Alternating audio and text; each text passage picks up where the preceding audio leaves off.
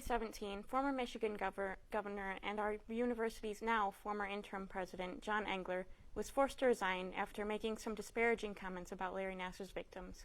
Here to defend his position is John Engler himself. Hello, Mr. Engler. Welcome to the show. Thank you for having me, Riley.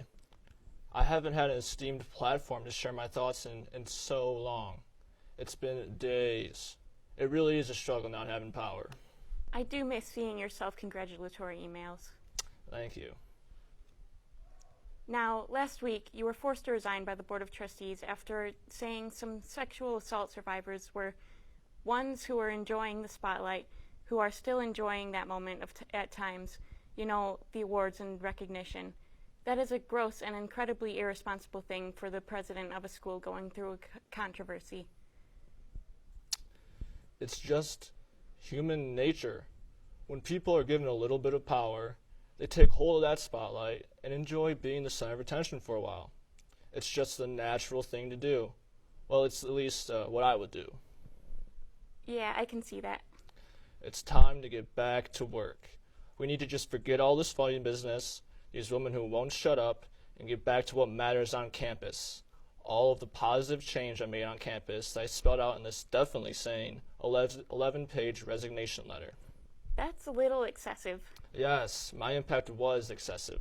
Look, while I was interim president for this university, reports of all sexual assault at MSU rose by 500% between 2014, 2015, and 2017-2018 school year. Women felt empowered to share their stories while I was here.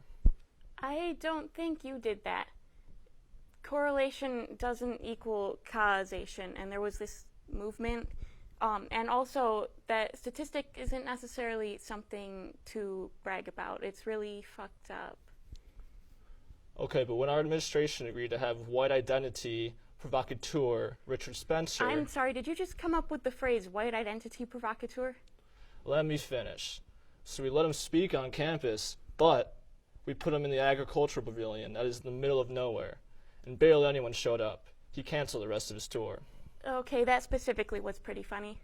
When Michigan's Congress and Department of Education had inquiries into our handling of Larry Nassar, I partnered with fellow governor and friend James Blanchard and his law firm, DLA Piper, to assist us. That law firm doesn't sound very third-party or independent. And my administration set up a budget covering the next 2 years. Oh, that's cool. To accommodate the $500 million we had to pay to survivors after a settlement. Damn it. I am thankful I served as your president this past year, and I wish you the best in the future. I am very disappointed that I no longer have this powerful position. Now, if you'll excuse me, I have to get back to my Betsy DeVos appointed position on the governing board of the National Assessment of Educational Progress, and my numerous roles on the board of directors of numerous other businesses. Oh, how far I have fallen. John. Who is that? John. It's me, Luana K. Simon. I knew this day was coming. Come with me. Are we going to the afterlife? Do I look dead to you? Look, I'm just old and pale. Please, let us venture into life after a controversial leadership position. It sounds dreadful, and sometimes it is when some stupid college gig gets your Starbucks order wrong and tells you enabled the worst sex abuse scandal of U.S. sports history. But most of the time, you just get job offers from your fellow sleazebags and get all that money. I hear you're already ahead in that department. But please, let us go into this adventure together.